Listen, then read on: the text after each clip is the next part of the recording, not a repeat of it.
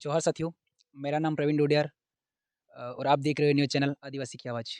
दोस्तों, आज हम लोग आ चुके थे प्रतापगढ़ जिले के दरियावद विधानसभा में और यहाँ पर आज हमारे साथ हैं भारत आदिवासी पार्टी के थावरचंद मीणा। इनसे आज रूबरू होंगे और आज इनकी जीवन शैली और इनके जीवन की कहानी के बारे में अपन जानने की कोशिश करेंगे। जोहार, स्वागत हमारे चैनल में आपका। सबसे पहले ये आपको भी जोहार। आदिवासी की आवाज़ हमेशा आपके चैनल पे देखता हूँ, मुझे बहुत खुशी होती है जी, कि इतनी स्वतंत्र पत्रकारिता बहुत जी, कम मिलती है। जी, बाकी अक्सर पहले अखबार छप के बिकते थे, अब जी, बिक पहले जाते हैं, जी, फिर छपते जी। हैं। आज हम आपके जीवन के बारे में जानने की कोशिश करेंगे। आप शुरू से आपकी पढ़ाई कहाँ से हुई? अ, मैं पहली से 5वीं तक तो राजकीय प्राथमिक विद्यालय था उस टाइम, मेरे पास के घर के पीछे ही जी, है, वहाँ पर 5वीं तक पढ़ा। जी, 5वीं के बाद में मैं जवाहर नवोदय विद्यालय मावली में गया जी, और शायद सारे लड़के प्राइवेट स्कूलों से पढ़कर आए थे, मैं पहला सरकारी स्कूल से पढ़ा हुआ जी, था जी, और किसान का बेटा था। जी, कई बार तो मतलब 4 महीने में 1 बार छुट्टी होती थी, जी, तो छुट्टी में आते पेरेंट्स मिलने आते थे, नहीं आते थे। जी, रविवार को वहाँ छुट्टी होती थी, जी, जी, तो वहाँ के क्या सारे बच्चों के पेरेंट्स कहीं के जॉब में होते थे, तो बढ़िया सा खाना वगैरह लेके आते थे। हम देखते थे हमारा किसान का बेटा हूँ और पिताजी की इतना ज़रूर था कि पिताजी मुझे पढ़ा रहे, वो मेरे लिए बहुत बड़ी बात है। जी, फिर वहाँ से 10वीं कक्षा करके मैं राजसमंद गया, जी, 2 साल नवोदय में वहाँ पढ़ा हूँ। जी, नवोदय में वहाँ पढ़ने के बाद में मैं जयपुर राजस्थान यूनिवर्सिटी में भी पढ़ना चाह रहा था, अच्छे जी, परसेंटेज थे मेरे। जी, लेकिन इतना आर्थिक सहयोग नहीं हो पाता घर परिवार से, इसलिए मैंने सोचा मोहनलाल सुखाड़िया में एडमिशन लूँ। मोहनलाल सुखाड़िया में एडमिशन लिया। मैंने पढ़ाई के दौरान फिर उस टाइम भी बीएड करने की चाह थी, पर कहीं न कहीं पॉलिटिक्स के अंदर इंटरेस्ट था। लेकिन मैंने बीएड कर ली, पास का ही मेरे रूम के पास में श्री राम कॉलेज था उसके अंदर। उसके बाद में सिद्धेश्वर कॉलेज दरियावद से मैंने एमए भी करा है हिस्ट्री से।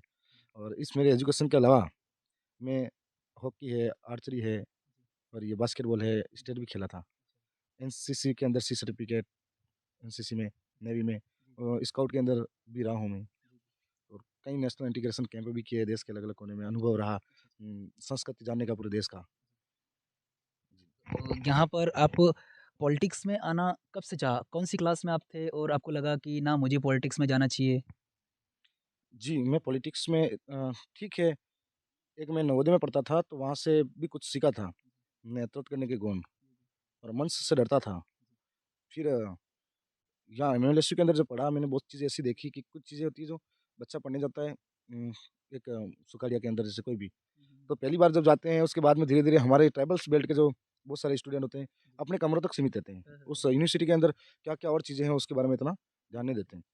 मेरा भी एक कागज़ में थोड़ा-सा लफड़ा हुआ था, तो सोचा यूनिवर्सिटी के अंदर जाऊँ, तो 1 बार गया, 2 बार गया, कई बार जाने के बाद भी घुमाना-फिराना का काम होता था। तो ऐसे में फिर हमने हमारे यूनिवर्सिटी के 1-2 लीडर थे उनसे बात की कि भाई हमारे कागज़ में ये लफड़ा है। तो उन्होंने कहा कौन नहीं कर रहा है? ऐसा करके सीधे आए और गेट ताला लगवा दिया। यूनिवर्सिटी का ताला लगवाने के बाद में फिर 5-10 ही लोग स्टूडेंट थे, 10 के बाद में 200-500 हुए। 500 होने के बाद यूनियन नज़र आई और उसी दिन से काम भी हो गए और फिर जिनके काम पेंडिंग थे हज़ारों स्टूडेंट के यूनिवर्सिटी से जुड़े हुए, उस टाइम लगभग 30,000 से ज़्यादा स्टूडेंट थे। तो उस यूनियन के माध्यम से मुझे लगा कि राजनीति में पद पे जाना मायने नहीं रखता, लेकिन अपने अधिकारों के लिए जागरूक होना मायने रखता है। तो फिर मुझे इंटरेस्ट रहा इसमें, तो जहाँ पर भी गलत होता मैं खड़ा रहता साथ में। सही के लिए हमेशा तैयार मिलते। जो मुझे प्रेरित करता था कि ऐसे लोग जो कहीं न कहीं अपने हक के लिए तरसते हैं या उनको कोई आगे मदद करने वाला नहीं होता, उनकी मदद करते थे। फिर धीरे-धीरे मोहनलाल सुखाड़िया से प्रेसिडेंट का चुनाव नज़दीक था। कुछ साथियों ने कहा था कि आप प्रेसिडेंट का चुनाव लड़ो, पर मेरी हालत ये थी कि ये व्हाइट शर्ट पहनने का नहीं था। ये 3 महीने लेक सिटी मॉल के अंदर मैं ड्यूटी कर रहा था सिक्योरिटी गार्ड की। उसके बाद में उन पैसों से मैंने कुछ पढ़ाई के लिए बचाया, कुछ किताबें, कुछ कपड़े और फिर वहाँ से ऐसा। अगले साल वापस एडमिशन लिया, 3 महीने फिर सिक्योरिटी गार्ड का काम करा और कहीं बीच-बीच में प्रताप नगर पे मज़दूरी भी करने चला जाता, कहीं-कहीं वेटर सर्विस में खाना भी बनाने चला जाता। उन पैसों से मैं वापस मोबाइल लाता, फिर वहाँ से पढ़ाई, मोबाइल और उस तरीके से गुज़ारा। तो मैंने कहा, ये प्रेसिडेंट बनना तो मेरे लिए बहुत मुश्किल काम है, यहाँ पर तो लाखों का खर्चा होता है, कैसे संभव होगा?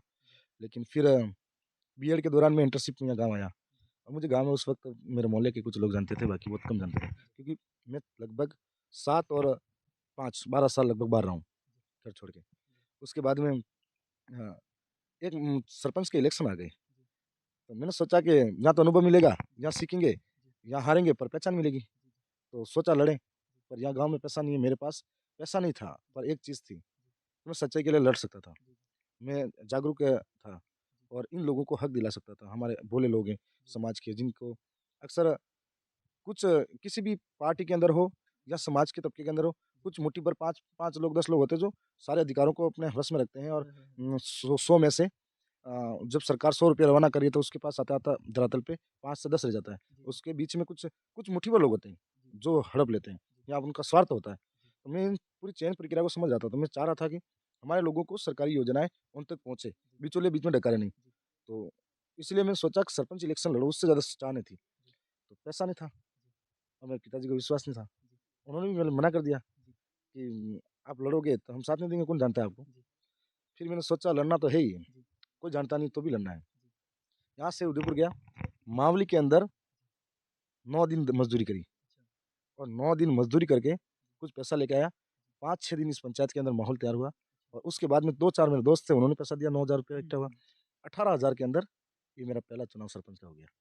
तो आपको ऐसा नहीं लगा कि मेरे पास तो पैसा ही नहीं है, मेरी आर्थिक स्थिति ख़राब है, मैं तो एक गरीब परिवार से आता हूँ और मेरे घरवालों की आर्थिक स्थिति बिल्कुल ख़राब है, मैं पढ़ने के लिए भी मैं खुद के पैसों से खुद कमा के थोड़ा एडजस्ट करके जाता हूँ। तो फिर भी आपके मन में ऐसा कैसे विचार आ गया मैं चुनाव लड़ लूँ सरपंच का?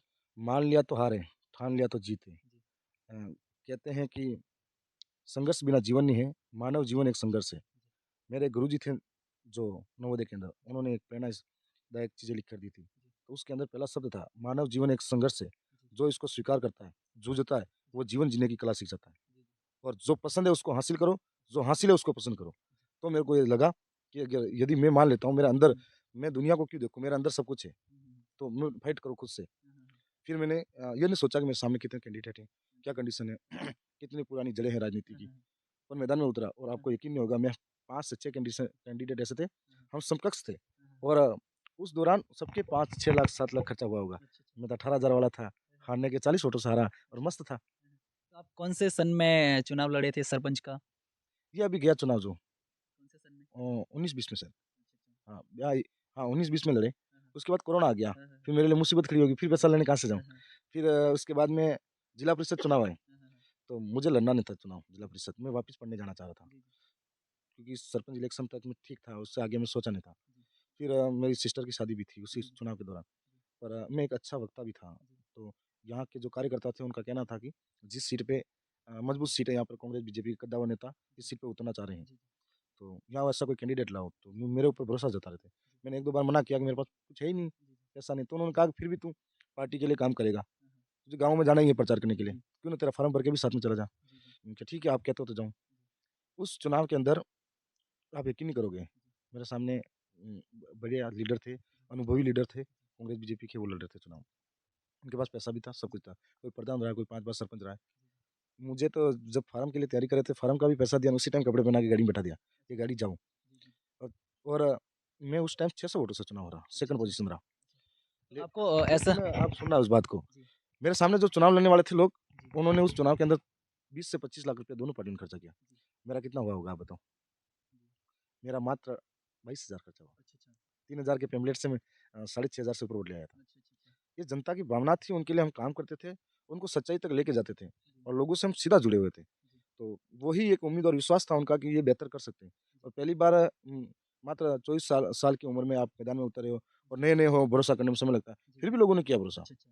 फिर उसके बाद में उपचुनाव आया। हुँ, हुँ, हुँ। हमारे दिवंगत विधायक थे गौतम जी, कोरोना के समय में उनकी डेथ हो गई थी। जी, तो हमारे कार्यकर्ताओं में चयन करना था आदिवासी सिलेक्शन प्रणाली के माध्यम से। जी, तो मेरे प्रति सबने भरोसा जताया। जी, तब मैंने सोचा था कि इस बार कुछ करें और पॉलिटिक्स के अंदर हमने हमेशा जब किसी के साथ बुरा होता है या कुछ भी होता, मैं मोहल्ला सुखाड़े से बहुत कुछ स्ट्राइक कैसे करनी है, अच्छा, धरने अच्छा। प्रदर्शन से हाँ, हाँ, आंदोलन किस तरह से खड़े किए जाए हाँ, और उनसे कैसे लड़ा जाए, सिस्टम से कैसे बात की जाए, अच्छा। किसी को कैसे जीता जाए, हुँ, हुँ। तो बहुत कुछ सीखा था। जी, शुरुआत में हम दरियावत में आए थे, तो कार्यकर्ताओं में जोश और जुनून था लेकिन उसको तरीका नहीं था। जी, जी, फिर हम उसको एकत्रित करा, धीरे-धीरे लड़े हर समस्याओं के बाद में। जी, तो फिर लोगों से डायरेक्ट कनेक्ट हुए, विचारधारा से कनेक्ट हुए। जी, उनको सच्चाई बताते गए, उनके काम छोटे से छोटे काम होते, हम हमेशा हाज़िर खड़े होते। किसी से सुख में भी शामिल, दुःख में भी शामिल, कार्यकर्ताओं के भी सुख में, दुःख में शामिल। उन्होंने भरोसा किया उपचुनाव के अंदर। मुझे कैंडिडेट बनाया, जी, तो उस टाइम ये भारत आदिवासी पार्टी नहीं थी, जी, तो वो मेरे को मैंडेट नहीं मिला था। मैं निर्दलीय खड़ा हो गया। जी, जी, सबका समर्थन मेरे साथ था, कार्यकर्ताओं का। ऐसे वक़्त में चुनाव के बाद में अ, राजस्थान की सरकार, जो मुख्यमंत्री जी, पास में वल्लभनगर विधानसभा के चुनाव थे, वहाँ नहीं जाए गए और 3 बार हमारे यहाँ आए और वो जी, चुनाव ऐसा था कि मंत्री पहली बार गलियों में घूम रहे प्रचार करने के जी, लिए। जी। ये हालत हमारे यहाँ के कार्यकर्ताओं ने और यहाँ की जनता ने कर दी। पर हमारा संघर्ष था, पहली बार चुनाव लड़े, निर्दलीय थे और फिर भी 51,000 से ऊपर वोट लेके आए थे। अच्छा, अच्छा। सेकंड पोज़ीशन में रहे हाँ, थे। हाँ। तो आप यहाँ पर पॉलिटिक्स में आए, आप गरीब परिवार से बिलॉन्ग करते, तो फिर आपको बहुत कद्दावर नेता भी थे आपके सामने और बीजेपी कांग्रेस का गढ़ रहा है शुरू से और बीजेपी कांग्रेस है वो बारी-बारी से राज करती आई है। तो आपको कहीं न कहीं ऐसा नहीं हुआ कि आपको किसी पार्टी वालों ने, बीजेपी वालों ने या कांग्रेस वालों ने या फिर किसी कद्दावर नेता ने आपको डराने-धमकाने की कोशिश करी हो या आपको बिठाने की कोशिश करी, ऐसा हुआ आपके साथ में? बीच-बीच में कई आंदोलन होते या कुछ भी बात होती तो किसी न किसी बिचौलिए के माध्यम से कुछ स्वार्थ और लुभावनी चीज़ों का ऑफ़र किया जाता था। जी, लेकिन मुझे मालूम था कि ईमानदारी मुझे आगे ले जाएगी। जी, ठीक हूँ जैसा हूँ मैं, जी, यदि 10 लाख रुपए दे दें, जी, आप पहले अभाव में जी रहे हो, जी। आप वो 10 लाख रुपए ज़्यादा दिन तक नहीं सँभाल सकते। नहीं समझ उसका दुरुपयोग करोगे या फिर उसमें ही आप उल्टा-सीधा ही होगा आपके साथ। जी, जी, एक परीक्षा हो, यदि वो परीक्षा आप चीटिंग करके पास करते हो, आपको मेहनत की खुशी नहीं मिलेगी। लेकिन आगे मेहनत करके आप परीक्षा पास करते हो, तो उस परिणाम का आपको खुशी मिलेगी। मैं फ़रीका कुछ चाहता नहीं था, मैं जैसा था ठीक था। मेरी उम्र कम थी, पर मैं ईमानदारी की छवि छोड़ना चाहता था और अपनी ईमानदारी एक छवि है जो बनाने में मुझे मालूम है, काँच की तरह होती है। फूट गई तो जुड़ नहीं सकती है, इसलिए उसे बहुत सँभाल के रखना पड़ता है हाँ, हाँ, हाँ। और मैं खोना नहीं चाहता था इस चीज़ को कि मेरे लिए जनता का प्रेम और विश्वास मेरे लिए बहुत बड़ी चीज़ थी, हुँ, हुँ, हुँ। कि लोग मुझ पर विश्वास कर रहे हैं, हुँ, हुँ। बस। और जहाँ डर की बात बता रहे हो, सबसे कभी मैं किसी से नहीं डरा, किसी ने ये भी कहा होगा कि हमारे एरिया में तू प्रचार नहीं करेगा, जी, उसमें सबसे पहले गया हूँ। जी, जी। और जो जितना डराने की कोशिश करता है, वो अंदर से उतना ही डरपोक होता है। डर से मेरा कोई वास्ता ही नहीं, आज भी नहीं, कल भी नहीं। तो आपको यहाँ पर अगर प्रचार करने गए हो, तो आपको किसी ने धमकियाँ दी होगी, तो आपको ऐसा नहीं लगा कि कहीं न कहीं मेरे को दबाया जा रहा है, छोड़ो ये काम रहने ही देता हूँ मैं? नहीं, ऐसा नहीं होता है। जी, तो सामने वालों के दिमाग में 70 सालों से अलग चीज़ें चल रही है। जी, तो हम लोग उसके दिमाग में निकल आए, हम जो पहली बार संघर्ष कर रहे थे, लोगों को जनजागरण कराने जा रहे थे, जी, तो कोई भी हुआ, पहली बार हम आप दोस्त बने, ₹1000 जी, उधार माँगेंगे, कोई नहीं देने देगा। जी, नहीं तो देता। उसको हम विचारधारा बता रहे हैं और हमारा अपना बना रहे हैं, हाँ, हाँ, हाँ। तो वो पहली बार में हमसे कैसे विश्वास करेगा? नहीं करेगा। नहीं करेगा। तो उसको बहुत सारे पार्टी वालों का जमा-जमा मामला तो खत्म होता है, तो कई तरह की चीज़ें करते हैं। जी, जब कई बार ऐसा भी हुआ हमारे साथ, लोग पत्थर लेके खड़े हैं, ये कैसे जी, आ रहा है, हमको बिगाड़ रहा है यूँ। जी, जी, लेकिन जब हमने बोलना शुरू किया, हमने सच्चाई बताना शुरू की, वही पत्थर छोड़ के हमारे पास सुनने आ गए। उन्होंने कहा कि इतने दिन हमें अंधेरे में रखा जा रहा था, हमारे आँखों के सामने चश्मा था जो झूठ का, वो हटा के आप सीधा सच्चाई बता रहे हो।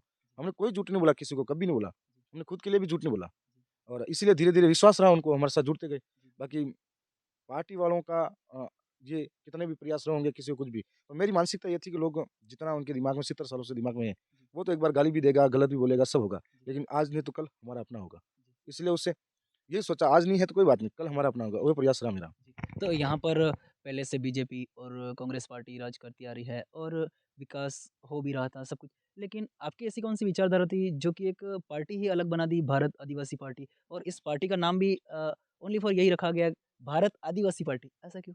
क्या था नहीं, ऐसा? हमने 4 नाम दिए थे। जी, इंडियन नेशनल पार्टी भी था, भारत आदिवासी पार्टी भी था जी, इस तरीके से। जी, तो हमको चुनाव आयोग ने यही नाम दिया जी, जी, और ठीक है ये दिया, जी, भारत आदिवासी पार्टी, ये भी अच्छा नाम है। जी, और कांग्रेस बीजेपी थी, जी, लेकिन कांग्रेस बीजेपी दोनों अंदर से एक थी, अच्छा, बाहर से अलग दिखती है। जी, और आपने देखा होगा डूंगरपुर के अंदर जिला प्रमुख का चुनाव हुआ, जी, जी, तो ये राष्ट्रीय पार्टियाँ थी, हम हमेशा देखते थे जब छोटे थे।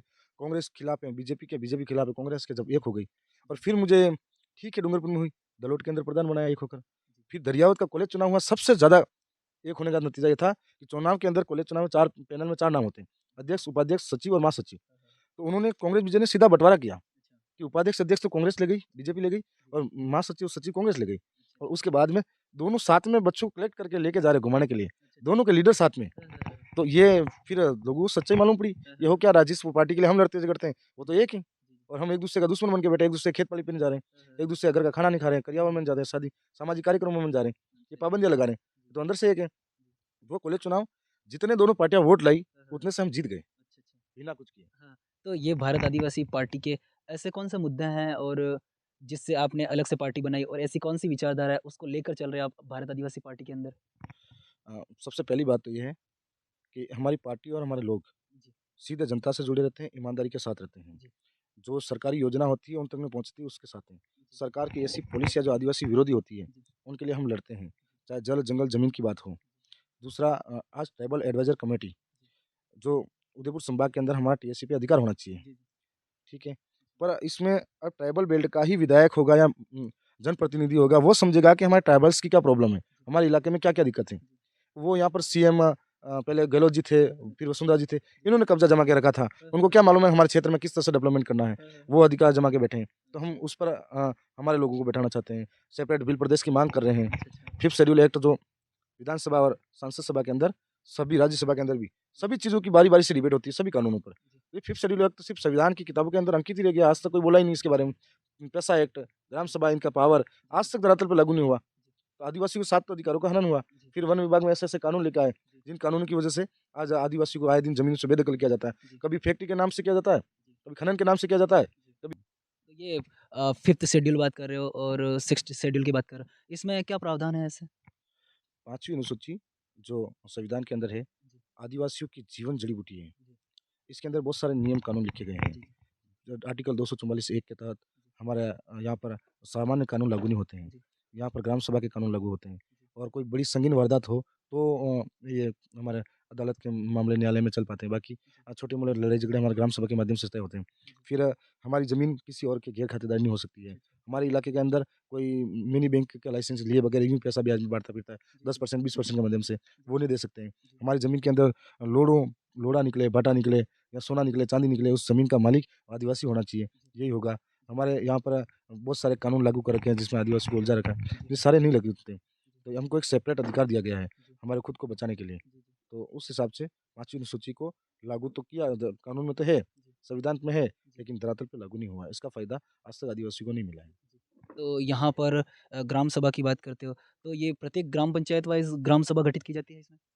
हाँ, ग्राम सभा एक समिति बनाकर ग्राम सभा गठित की जाती है जिसके अंदर रजिस्ट्रेशन होता है, राष्ट्रपति द्वारा मान्यता दी जाती है। जी, तो इसके अंदर पूरे सदस्य होते हैं अध्यक्ष से लगाकर निचले स्तर तक। जी, पूरे गाँव के अंदर सारी चीज़ों का डिटेल होती है उसके अंदर। जी, कितने कौन-कौन से प्रकार के पेड़ हैं, कौन प्रकार के जीव हैं, कौन-कौन से प्रकार के क्या है जी, और फिर उनकी एक नियमावली बनती है। जी, गाँव के अंदर किस तरह से हम लोग विकास करते हैं। जी, यहाँ के मेले का आयोजन कौन कराएगा, यहाँ के अंदर रूढ़ी प्रथाओं का किस तरीके से हमको संरक्षण करना है। जी, हमारा सारा उस ग्राम सभा के अंदर आ जाता है और ग्राम सभा के माध्यम से हमारे आने वाले बच्चों का भविष्य हम तय करवाते हैं। कानून व्यवस्था होती है हमारी अलग से और जब कोई गाँव के अंदर आज भी उस कानून व्यवस्था को कोई चैलेंज नहीं कर सकता है जी, कि कोई लड़ाई झगड़ा हो जाता है तो गाँव के मुखिया वगैरह हम आपस में निपटते हैं यहाँ पर। जी। यहाँ पर बात कर रहे थे आप कि किसी भी प्रकार का अगर आदिवासी बाहुल्य क्षेत्र में खनन निकलता है, लोहा निकलता है, सोना निकलता है, तांबा निकलता है, जस्ता निकलता है, जो भी निकलता है उस पर आदिवासियों का अधिकार होता है। तो यहाँ पर घाटोल, भुकिया, जगपुरा में सोने के भंडार निकले हैं, तो उस पर फिर आदिवासियों का अधिकार। जी, देखो कानून धरातल पे लागू होना चाहिए, पूरी तरह से उसकी पालना नहीं हो रही है। जी, फिर उसको जैसे अभी ये हमारे पास में भूंगाबड़ माइंस है, आपके जो बता रहे हो वहाँ पे भी जी, है।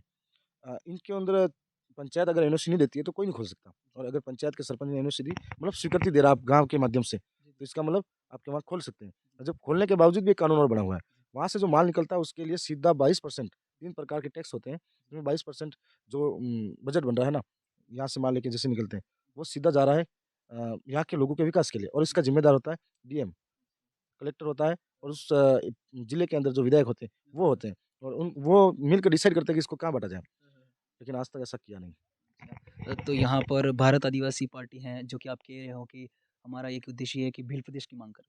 तो यहाँ पर भील प्रदेश की मांग क्यों कर रहे हैं? यहाँ राजस्थान में एससी भी रहता है, ओबीसी भी रहते हैं, जनरल भी रहते हैं, माइनॉरिटी भी रहते हैं। फिर भील प्रदेश की मांग का मुद्दा कहाँ से आ गया बीच में?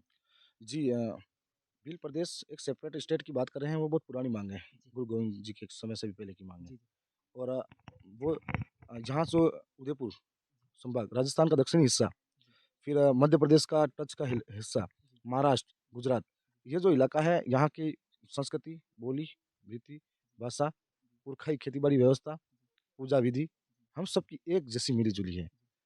सारी चीज़ें, परंपरा एक जैसी है, सब कुछ एक जैसा है और सबसे ज़्यादा इस इलाके के अंदर भील कम्युनिटी रहती है, भील समुदाय रहता है। जी, जी, इसलिए हम इसकी माँग कर रहे हैं भील प्रदेश जो अंग्रेज़ों के ज़माने में भी एक सेपरेट राज्य की है।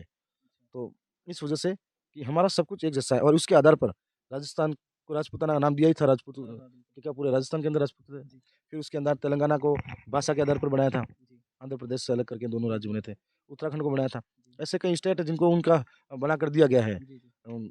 तो फिर हमारा भील प्रदेश क्यों नहीं बन सकता? अच्छा। अगर ये भील प्रदेश बन जाता, चलो मानो आपने मुद्दे उठाए, आपका भील प्रदेश बन गया, तो इसमें आदिवासियों का ऐसा नाम तो भील प्रदेश मतलब भीलों का प्रदेश, मतलब तो इसमें आदिवासियों का भीलों का क्या इसमें सिस्टम रहेगा? उनके क्या आरक्षण रहेंगे और क्या इनका भला होगा? जी, उस वक़्त हमारा स्वतंत्र नेतृत्व रहेगा जी, और यहाँ के जल, जंगल, ज़मीन की सुरक्षा हम अच्छी तरह से कर सकते हैं और हम इस प्रदेश को डेवलपमेंट करेंगे और ये प्रदेश पूरे विश्व के लिए, आदिवासियों के लिए एक उदाहरण बनेगा। जी, यहाँ पर हम इस प्रकृति का संरक्षण कैसे करना है, वो भी हम करेंगे क्योंकि हमारे इस बिल प्रदेश के अंदर सबसे ज़्यादा खनिज संपदा है, जी, जिसकी नज़र बड़े-बड़े भूमाफियाओं पर और बड़े कॉर्पोरेटों की नज़रें हैं और सरकार और कॉर्पोरेट मिले-जुले काम करते हैं। जी, जी, तो आदिवासियों को विस्थापन करना उनके लिए वो छोटी बात होती है। जी। हमें इस सेपरेट राज्य के बाद में हमारा खुद के आदिवासियों का भला कैसे करें, हम बेहतर तरीके से कर सकते हैं। तो यहाँ पर आप दरियावद विधानसभा के विधायक बने हैं, तो आपके ऐसे कौन-से मुद्दे आपके माइंड में थे कि मैं एक विधायक बन के पूरे करूँ? और ऐसे कौन-से मुद्दे हैं जिनको आप सबसे पहले प्राथमिकता दोगे? जी मैं दरियावद विधानसभा में उपचुनाव में गया था पर इतना नहीं कर जा पाया। फिर उसके बाद में 2 साल मैंने सबके सुख-दुःख में साथ मेरा हर छोटी-छोटी समस्या झेली। इस चुनाव के अंदर जब मैं गया, गाँव के अंदर मुझे बहुत दुःख हुआ कि 30 सालों तक लोगों ने वोट दिए हैं और उनका भरोसा हर बार तोड़ा। हाँ, हाँ। ऐसे-ऐसे इलाके देखे जहाँ सड़कें नहीं हैं आज भी। ऐसे इलाके जहाँ वन विभाग 70 सालों से रहने वालों को भी दौड़ाता रहता है। जहाँ पानी के लिए माताएँ-बहनें 2-2 किलोमीटर तक मटका लेके जाती हैं। ऐसा इलाका देखा है जहाँ पर स्कूलें बनी तो है पर बंद पड़ी हुई हैं।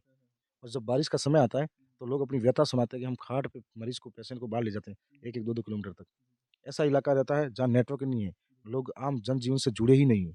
तो मुझे दुःख होता है कि 70 सालों से 30 सालों से हमारे लोगों को किस तरह से इस्तेमाल किया। फिर ये फिर दूसरी बहुत सारी समस्या हैं। फिर मैं एक नौजवान हूँ, बीए, बीएड करी हुई है। जी, जी। तो मेरे जैसे नौजवानों का दर्द देखता हूँ मैं कि वो पढ़ने के बाद में सोच रहा है कि मुझे रोज़गार मिले या नौकरी मिले। लेकिन रोज़गार की चाह में भटकता है युवा। और यहाँ से फिर आधी-अधूरी पढ़ाई भी करके हमारे रोज़गार नहीं मिलता तो अहमदाबाद, बम्बई पलायन कर जाते हैं। जी, जी। परिवार चलाना पड़ता है जी, और अपने परिवार का बोझ कंधों पे लेके निकल जाते हैं। जी, और दूसरी बात यहाँ जो जो पढ़ने वाले विद्यार्थी हैं, जी, कॉलेज नहीं है। जी, एक कॉलेज थी एक कॉलेज है तो 80 सीटें हैं। हर साल हज़ारों स्टूडेंट पास होते हैं। 80 सीटों से क्या होगा?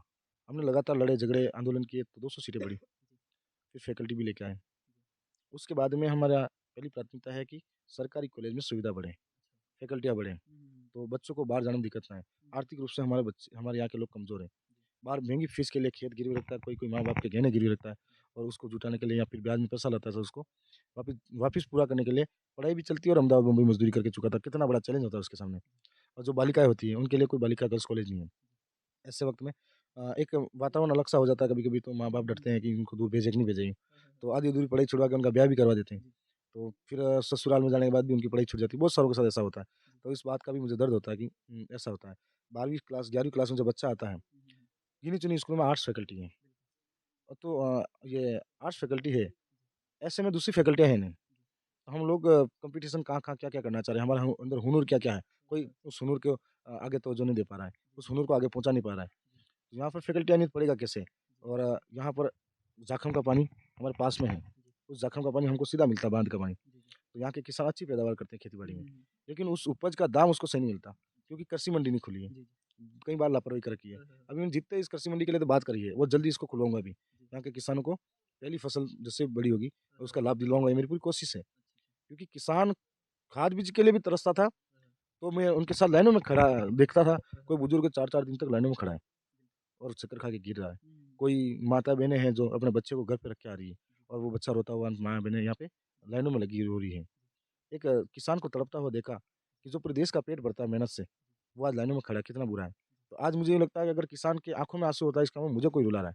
तो इसलिए हरगिज़ मैं इन किसानों को दुखी नहीं होने दूँगा। तो यहाँ पर जो अपनी विधानसभा की सीमा पर ऐसे लोग रहते हैं जिनके मकान भी नहीं होते। गरीब से गरीब, उनके घर में खाने के लिए अनाज बराबर नहीं मिलता।